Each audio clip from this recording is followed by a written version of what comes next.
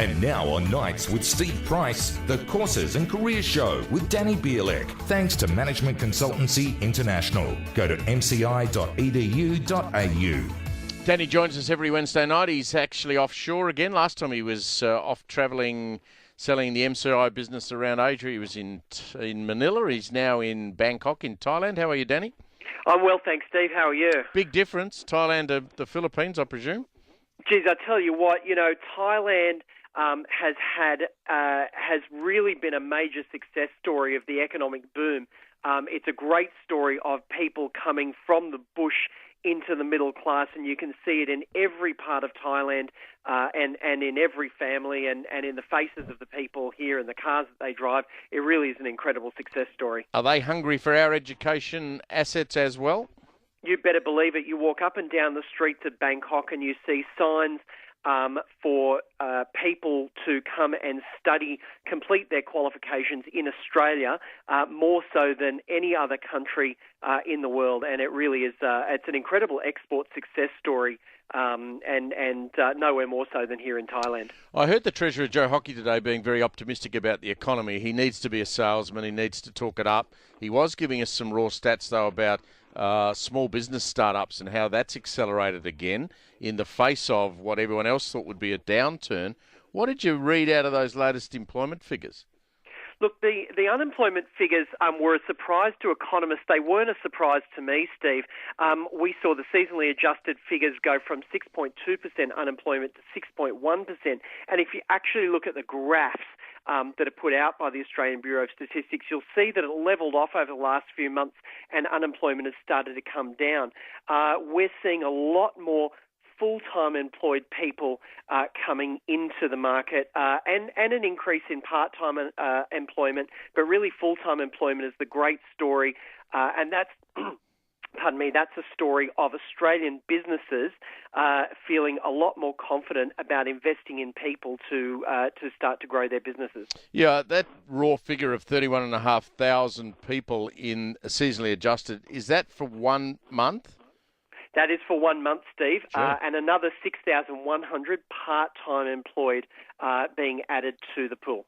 Now, that's in face of the mining downturn, so presumably if you extracted from those figures Queensland and Western Australia, you might get a completely different picture. But I suspect, without even knowing, that if you looked at New South Wales, that we'd be contributing to a lot of that 31,500 and a lot of that 6,100.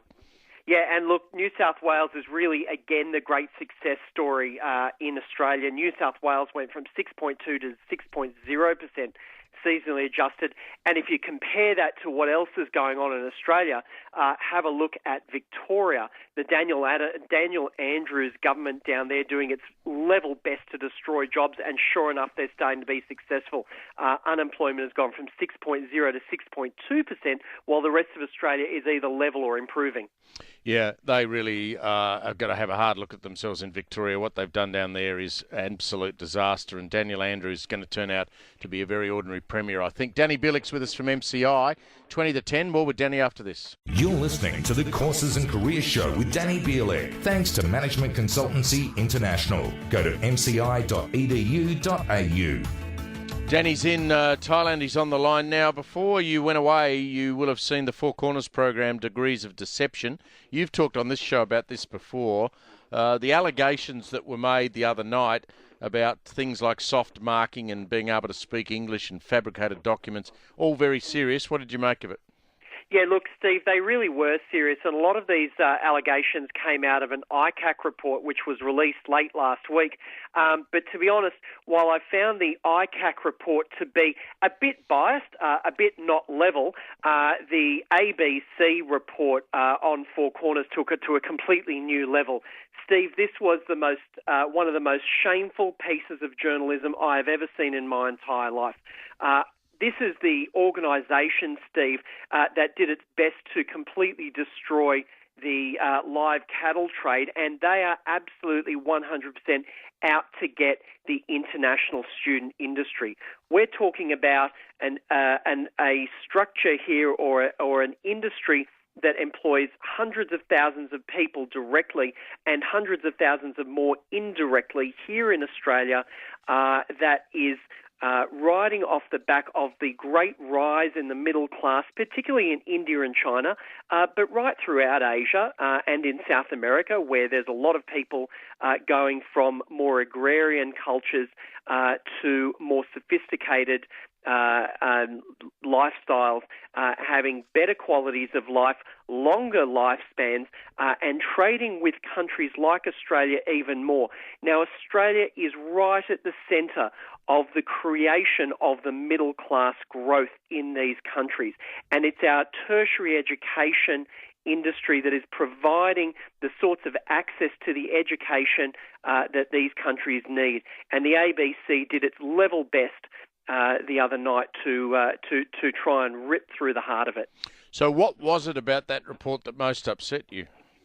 Well, I think, look, it's a number of things. First of all, I thought that it was a really good case of yellow peril. This is about trying to align itself with Australia's most base instincts around foreigners coming in and taking people's jobs, about foreigners coming in and taking over our country.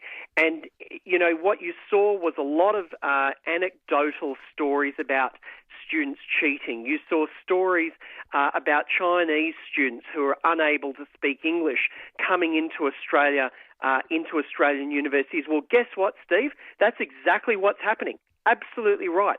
There are people coming into Australia being unable to speak English from countries like China, and guess what we're doing, Steve? We're teaching them to speak English, and then we're giving them a very high-quality education. Isn't that what we're supposed to do? That's exactly what we're supposed to do, Steve. And you know what? These people are craving it.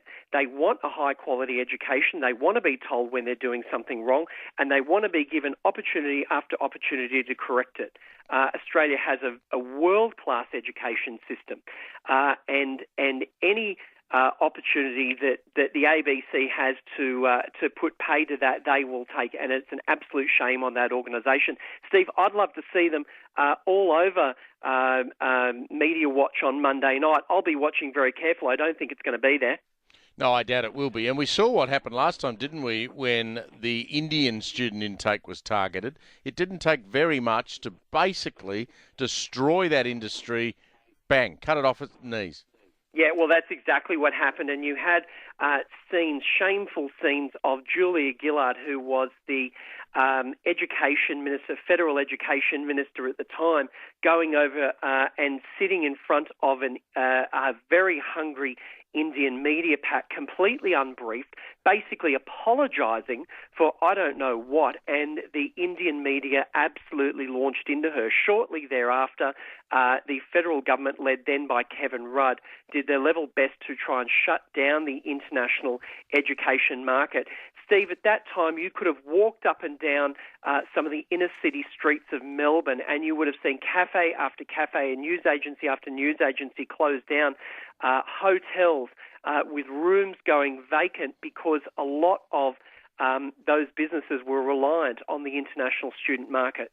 So the ICAC report is worth reading, and you believe that there has some areas that need to be actioned upon, but the ABC seems to have extracted the very worst elements of that and ran an agenda on this.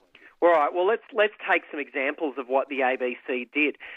They took an example of a nurse, Mr. Bhavesh Shah, whose registration was cancelled by the Nursing and Midwifery Tribunal in 2013 because he fed dishwashing liquid to a patient and caused that patient to become very, very ill. Now, okay, so that happened, and they're basically saying that the practitioner should never have been able to practice and should never have been able to get through their education. Well, you know, the university that taught that student was targeted, fair enough, but why did the Nurses Registration Board pass this person in the first place? Why were they given registration? Why did the hospital hire this person? Were they complicit in this.